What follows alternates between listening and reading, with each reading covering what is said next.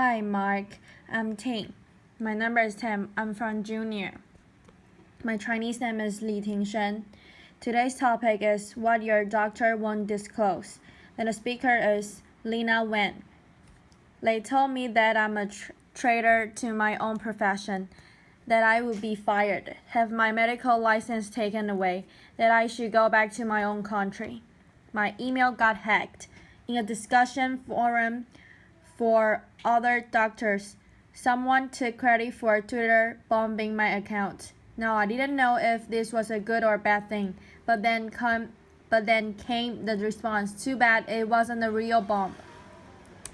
I never thought I would do something that would provoke this level of anger among other doctors. Becoming a doctor was my dream. I grew up in China, and my earliest memories are of being rushed to the hospital because I had such bad asthma that I was there nearly every week. I had this one doctor, Dr. Sam, who always took care of me. She was about the same age as my mother. She had this wild curly hair, and she always wore these bright yellow flowery dresses. She was one of those doctors who, if you fell and you broke your arm, she would ask you why you weren't laughing because it's your humerus. Get it? See? You're gone. But she always made you feel better after having seen her. Well, we all have that childhood hero that we want to grow up to be just like, right? Well, I wanted to be just like Dr. Sam. When I was 8, my parents and I moved to the U.S., and ours became the typical immigrant narrative. My parents cleaned hotel rooms and washed dishes and popped gases so that I could pursue my dream. Well, eventually, I learned enough English, and my parents were so happy the day that I got into medical school and took my oath of healing and service. But then one day, everything changed. My mother called me to tell me that she wasn't feeling well. She had a cough that wouldn't go away. She was short of breath and tired. Well, I know that my mother was someone who never complained about anything. For her to tell me that something was the matter, I knew something had to be really wrong, and it was. We found out that she had stage IV breast cancer. Stage 5 breast cancer, cancer that by then had spread to her lungs, her bones, and her brain. My mother was brave, though, and she had hope. She went through surgery and radiation and was on her 3rd round of chemotherapy that when she lost her address book. She tried to look up her oncologist's phone number on the internet and she found it, but she found something else too. On several websites, he was listed as a highly paid speaker to a drug company, and in fact, often spoken on behalf of the same chemo regimen that he had prescribed her. She called me in a panic. I didn't know what to believe. Maybe this was the right chemo regimen for her, but maybe it wasn't. It made her scared, and it made her doubt. When it comes to medicine, having that trust is a must, and when that trust is gone, then all that's left is fear. There's another side to this fear. As a medical student, I was taking care of this 19-year-old who was biking back to his dorm when he got stuck and hit, run over by an SUV. He had 7 broken ribs, shattered hip bones, and he was bleeding inside his belly and inside his brain. Now imagine being his parent who flew in from Seattle 2,000 miles away to find their son in a coma. I mean, you'd want to find out what's going on with him, right? They asked to attend our beside rounds where we discussed his condition and his plan, which I thought was a reasonable request, and also would give us a chance to show them how much we were trying and how much we cared. The head doctor, though, said no. He gave all kinds of reasons, Maybe they'll get in the nurse's way. Maybe they'll stop students from asking questions, he even said. What if they see mistakes and sue us? What I saw behind every excuse was deep fear, and what I learned was that to become a doctor, we have to put on our white coats, put up a wall, and hide behind it.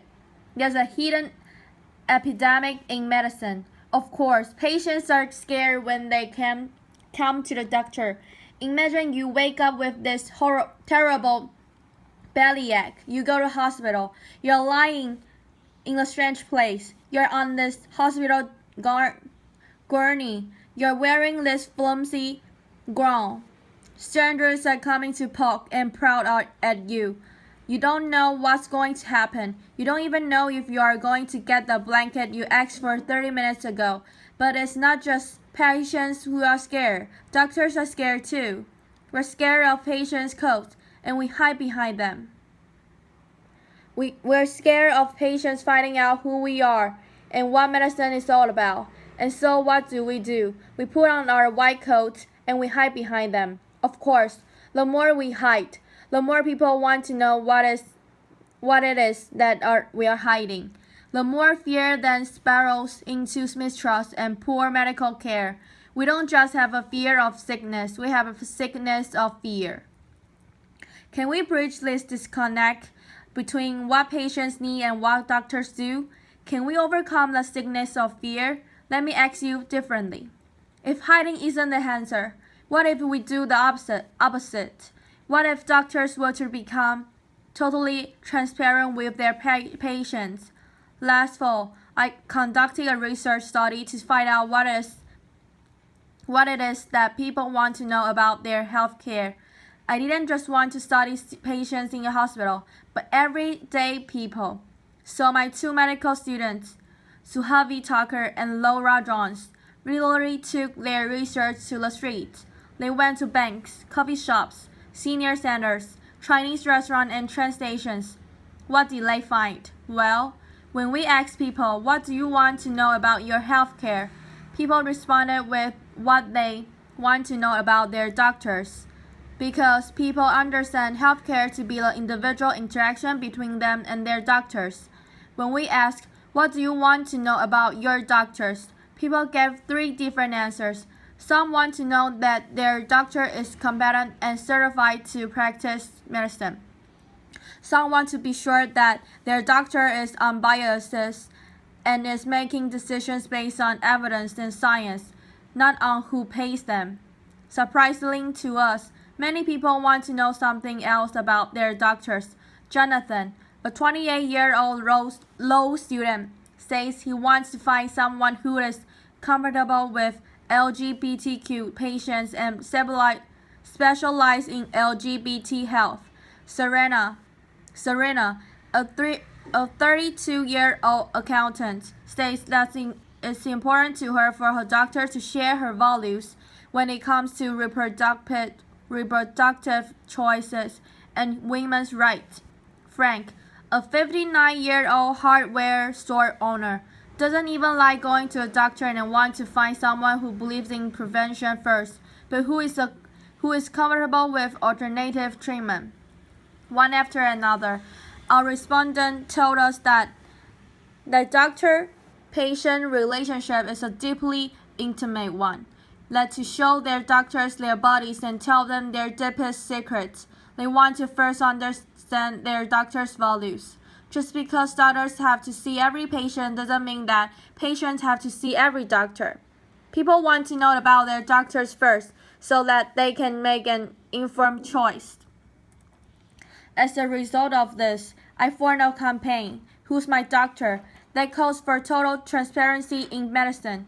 Participating doctors voluntarily disclose on the public website not just information about where we went to medical school and what specialty we are in, but also our conflicts of interest.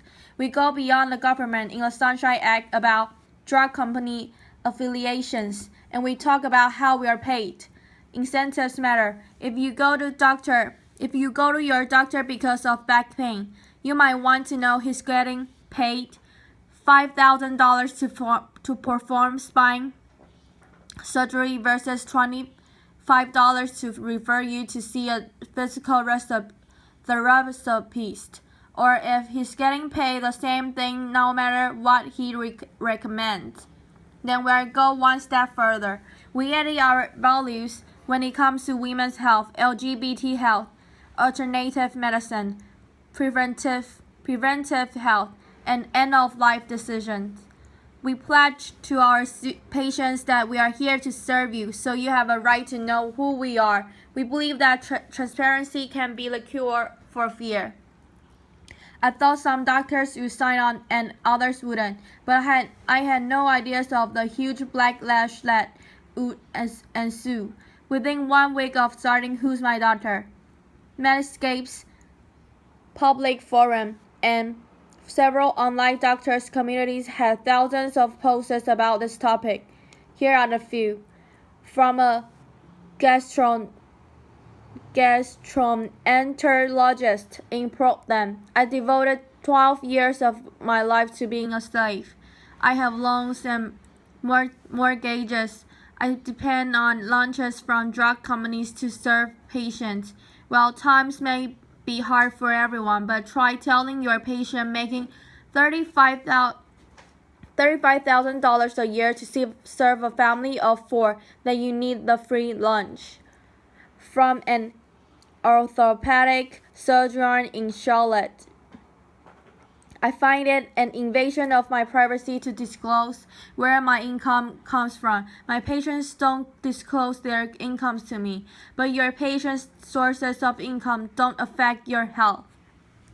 From a psychiatrist in New York City, pretty soon we'll have to disclose whether we prefer cats to dogs, what model of car we drive, and what toilet paper we use.